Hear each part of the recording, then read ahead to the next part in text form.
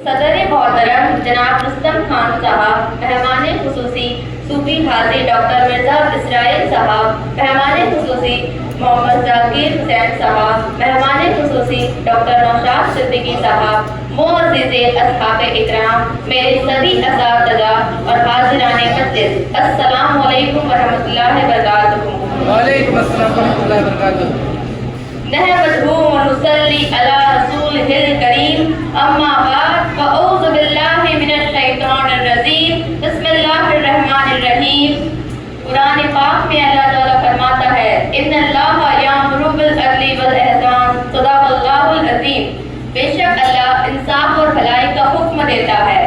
मेरा नाम फरहत परवीन है, मैं 10वीं जमात की तालिबा इल्म हूँ। आज मेरी तकरीर का उन्वान है मुशर्रती बुराइयों से निजात, एक इस्लामी फरीज़ा।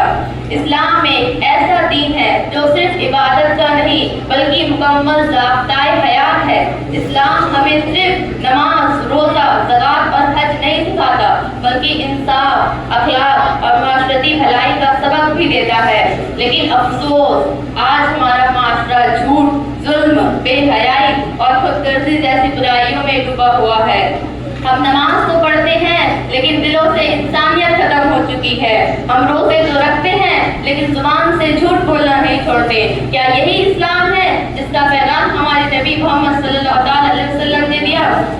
नबी करीम सल्लल्लाहु अलैहि वसल्लम ने फरमाया, तुम में से बेहतरीन वो है जिसका अखलाक सबसे बुलंद हो। इस्लाम हमें ये नहीं सिखाता कि हम सिर्फ अपने इस्लाह करें बल्कि दूसरों की भी इस्लाह करें। बुराइयों के साए से जरा निकल कर देखो, कुरान के पैगाम को जरा समझ कर देखो।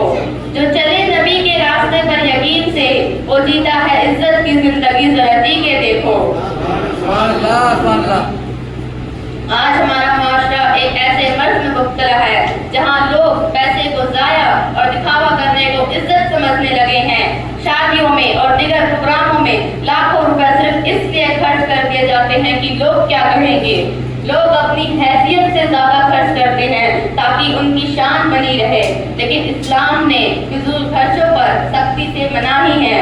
कुरान पाक में अल्लाह ताला फरमाता है, इन्नल मुबस्सिरीना कानू इख्वानश शयातीन, बेशक जो लोग खर्च में हद से बढ़ते हैं वो शैतान के भाई हैं।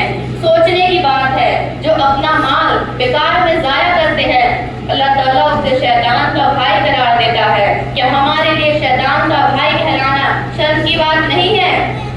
आज हम देखते हैं शादियों के प्रोग्राम 3-4 दिन के होते हैं लेकिन लोग सालों तक उसका कर्ज अदा करते हैं और ना जाने कई गुना ब्याज चुकाते हैं। आज जरूरत इस बात की है कि हम अपनी सोच बदले। दुनिया का दिखावा चंद घंटों का होता है लेकिन आखिरत का सवाल हमेशा के लिए है। अपनी जिंदगी में सादगी लाए, फिजूल खर्चों से बचकर अल्लाह के रास्ते में खर्च करें। फिजूल खर्चों से इज्जत नहीं मिलती, सादगी से जिंदगी रोशन होती है। जो दिल से अल्लाह को राजी करे उसकी दुनिया बेहतरीन होती है। एक और ऐसा मुद्दा जो हमारे मुआशरे की जड़ को खोखला करता जा रहा है, दहेज। आज हमारा मुआशरा दहेज को सांप समझने लगा है, जहाँ पर नबी करीम सल्लल्लाहु अलैहि वसल्लम ने फरमाया, सबसे बेहतर निकाह वो है जिसमें खर्च कम हो। सोचिए, माँ और बाप अपनी पूरी जिंदगी की कमाई बेटी की शादी में दहेज देने में खर्च कर देते हैं। यही वजह है हमारे माशरे के बच्चे तालीम से महरूम हैं।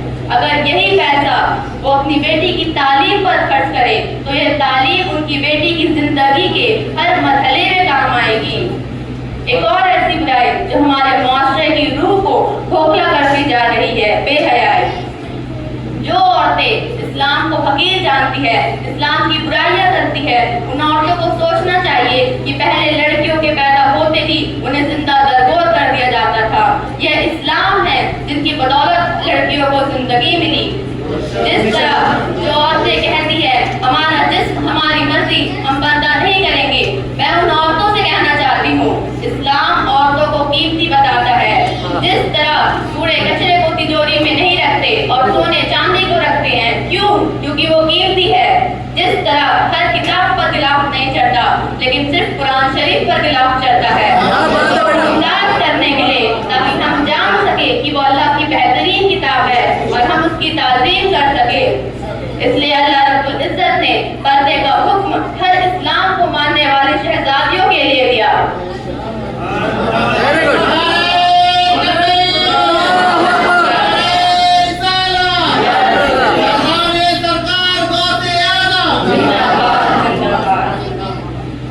آج ہمارے معاشرے میں بے حیائی اس قدر بڑھ گئی ہے کہ لباس دیکھ کر شرم سے نظر جھک جائے. ہمارا لباس اسلامی ہونا چاہیے کہ جب ہم سڑک پر چلے تو لوگ دیکھ کر کہے کہ دیکھو مسلمان جا رہا ہے. بے شک بے شک. بہت سے بیٹا.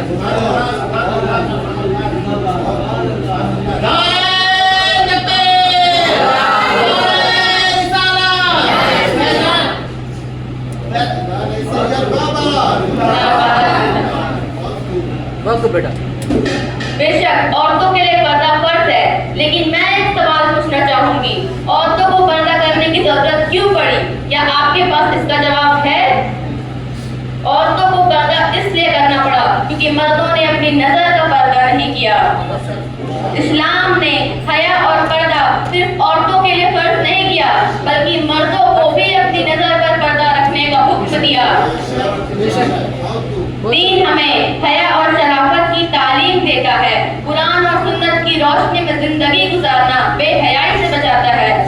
جب لوگ عزت، حیا اور ادب بھول جاتے ہیں تب معاشرے میں فساد، نفرت اور بے اعتمادی بڑھ جاتی ہے. ترقی تبھی ممکن ہے جب ہم تدبیر کے ساتھ ساتھ اخلاقی حدوں کو بھی قائم رکھیں. ہماری بری عادتوں اور ہمارے معاشرے کو سدھارنے کے لیے اللہ تعالیٰ نے ہمیں رمضان جیسا مبارک مہینہ عطا کیا. جس طرح رمضان کے مہینے میں ہم ساری بری عادتوں اور برے کاموں سے بچتے ہیں، اللہ چاہتا ہے کہ ہم پورے سال بری عادتوں اور برے کاموں سے بچے رہیں. لیکن آج ہم رمضان کے ختم ہوتے ہی بری عادتوں اور برے کام کرنا شروع کر دیتے ہیں. اسلام کا سب سے بڑا دشمن خود بدکردار مسلمان ہے جس کے برے اعمالوں کو دیکھ کر غیر مذہب اسلام کو غلط سمجھتے ہیں. آج ہمارے معاشرے کا اہم مدعا یہ ہے کہ ہم ان برائیوں سے کیسے بچیں. ان برائیوں سے بچنے کے لیے ہمیں نبی کریم صلی اللہ علیہ وسلم کی نبوت کا اعلان کرنے سے پہلے کی 40 سال زندگی پر غور و فکر کرنے کی چاہیے. آپ نے اخلاق، ایمانداری، اچھائی اور محبت